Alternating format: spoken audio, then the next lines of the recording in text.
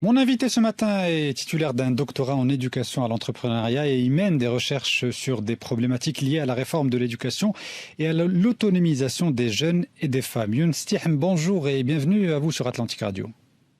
Bonjour et merci pour l'invitation. Alors, je vous reçois ce matin en tant que chef du projet de développement socio-économique inclusif à Bni Mellal Khnifra. C'est un projet qui est financé par l'USAID Maroc. Et dans le cadre de ce projet, eh bien, des jeunes étudiants porteurs de projets au niveau de la région Bni Mellal Khnifra qui avaient participé et franchi l'étape éliminatoire de la deuxième édition des Odyssées régionales de l'entrepreneuriat du 10 au 14 octobre dernier, ont pris part à un bootcamp pour justement affiner leurs idées de projet. Nous allons y venir dans un instant, mais pour commencer, est-ce que vous pouvez d'abord, pour nos auditeurs, présenter ce projet ICED BMK dont vous êtes en charge? De quoi s'agit-il? Qui sont les initiateurs de ce programme et dans quel but précisément?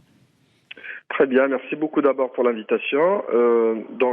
Comme vous l'avez bien cité, donc le projet de développement socio-économique inclusif de la région Bni Mellal Khnifra, c'est un projet financé par l'Agence américaine pour le développement international, l'USAID Maroc, avec une enveloppe budgétaire de 18 millions de dollars, donc soit presque 180 millions de dirhams. C'est un projet qui s'étale sur 5 ans, donc on est pratiquement là à la fin de la 3e année. Donc il reste 2 ans de mise en œuvre de projet. C'est un projet qui est installé dans la région de Bni Mellal Khnifra, précisément à Bni Mellal, mais avec des interventions à travers toute la région, donc les 5 provinces. C'est un projet qui s'articule autour de deux axes d'intervention principaux. Le premier axe, c'est la gouvernance participative. Et là, on travaille actuellement avec 40 communes, conseils communaux, on travaille avec des instances consultatives, on travaille avec la société civile, presque une centaine d'associations, et on travaille sur les mécanismes de participation citoyenne et de démocratie participative et sur l'élaboration des plans de développement communaux, bien entendu. Il y a la deuxième composante autour du développement économique inclusif, et c'est là où on a cette sous-composante des Odyssées régionales de l'entrepreneuriat, une compétition annuelle pour promouvoir l'esprit d'entrepreneuriat chez les jeunes et les femmes et les personnes en situation de handicap, surtout des étudiants universitaires ou les stagiaires de la formation professionnelle.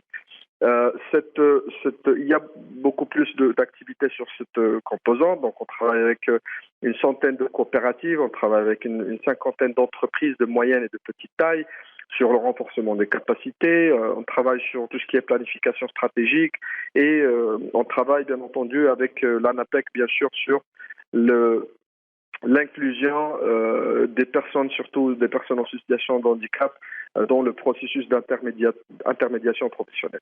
Alors Voilà, venons, donc ça. oui, venons-en justement à ce programme dont la deuxième édition vient de se terminer du côté de la région. C'était du 10 au 14 octobre. Donc la deuxième édition des Odyssées régionales de l'entrepreneuriat sous forme d'un bootcamp dédié aux jeunes porteurs de projets pour affiner leurs idées de projets. Quel bilan vous faites-vous à titre personnel de ce bootcamp et quels sont justement par exemple, peut-être les types de projets qui ont été retenus, sélectionnés et quel accompagnement vous leur offrez pour la suite? Une deuxième édition très très bien réussie. D'abord, il faut citer qu'il y avait une première édition très bien réussie l'année dernière où on avait plus de 250 équipes qui avaient postulé pour les Odyssées.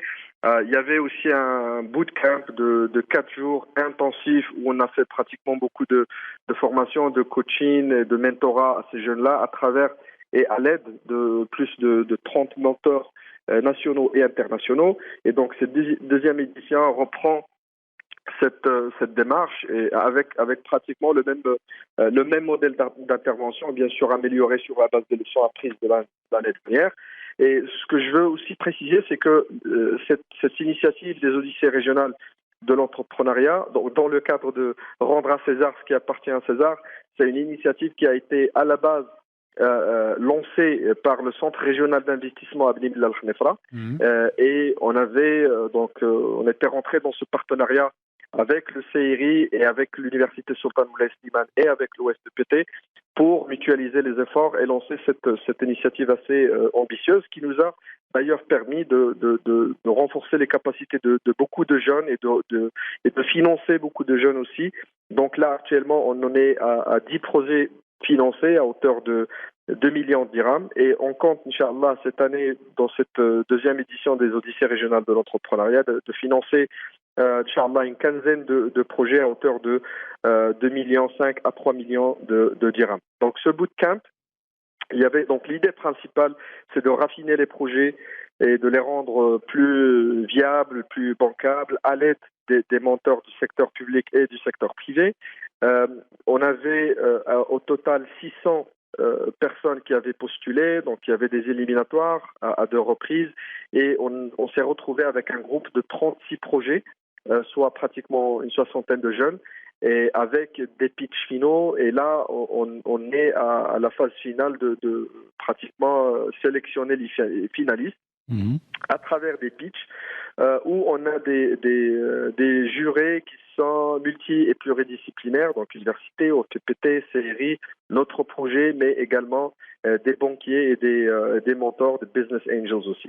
Donc l'idée, c'est de faire avancer cette initiative vers une cérémonie finale pour annoncer bien sûr les finalistes et de donner ce soutien technique et financier. Donc le soutien technique, ça va se faire avec une formule, on va dire, inter-institutionnelle où le CRI, le projet, l'OSPPT et l'université vont mutualiser aussi leurs ressources humaines pour donner ce soutien technique, que ce soit au niveau des business plans, le plan de financement, les plans d'investissement, marketing, commercialisation, donc toute la chaîne, si vous voulez. Et puis, le projet I7BMK soutiendra également, mis à part le soutien technique, on va donner du soutien financier à travers des subventions en nature. Et ce qu'on a fait par exemple l'année dernière, c'est on faisait des réunions de mentorat et de coaching pratiquement hebdomadaires avec des projets de manière individuelle à l'aide d'un bureau d'études et des consultants indépendants spécialisés selon les projets. Et on précisait pratiquement les besoins dont ils avaient donc leurs besoins en matière d'équipement surtout et de services et de produits. Et on faisait les opérations d'achat directement auprès pour ces jeunes. Et donc la nature des projets, c'est vraiment on a l'industrie, on a l'agriculture, on a tout ce qui est changement climatique et environnement à travers par exemple des applications de gestion des eaux usées. Oui. On a des projets assez innovants, par exemple celui que je retiens pour le moment, c'est un jeune qui veut extraire des protéines whey, protéines pour des sportifs, oui. Sur la base des déchets laitiers, avec une formule testée dont il est en train d'essayer de breveter même cette démarche.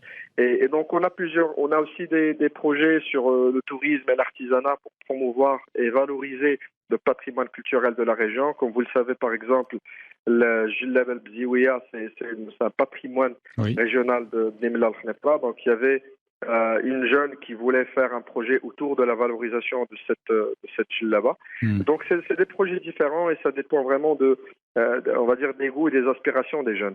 Alors on sait qu'aujourd'hui, effectivement, cette question de la promotion de l'entrepreneuriat est un défi, un challenge pour le Maroc à l'échelle nationale. Et c'est très intéressant de voir un petit peu les initiatives qui sont lancées au niveau local, au niveau des régions. Chaque région a ses propres spécificités, peut-être son propre écosystème entrepreneurial. Et j'aimerais que l'on en parle justement pour le cas de Bni Mellal Khnefra. Vous qui connaissez bien justement cet écosystème local, quels sont pour vous d'abord les atouts de cet écosystème, de cette région en termes de capital humain, peut-être de secteurs qui se dégagent par rapport à d'autres, mais aussi quels sont les défis et les freins au développement de cet écosystème entrepreneurial au niveau de la région? Donc, pour parler davantage, ou bien d'abord parler des atouts, il y a une volonté, une très très forte volonté au niveau des institutionnels. Par exemple, les Odyssées régionales de l'entrepreneuriat, bénéficient du soutien de la wilaya de Bni Mellal Khnefra et beaucoup d'autres institutions publiques. Donc, je vois que dans la région de Bni Mellal Khnefra, cette volonté politique de faire avancer l'écosystème entrepreneurial comme étant une piste d'emploi et d'auto-emploi viable pour la jeunesse au niveau de la région reste pratiquement le plus grand atout que cette région a au niveau de cet écosystème. Il y a bien sûr un autre atout qui est la multitude des initiatives et des compétitions et des programmes de soutien à l'entrepreneuriat. Mais cet atout peut devenir un obstacle aussi, parce que quand il y a beaucoup de gens qui parlent pratiquement et qui travaillent pratiquement sur la même thématique, il se peut qu'il y ait par exemple parfois des chevauchements qui freinent le développement de l'écosystème de manière générale.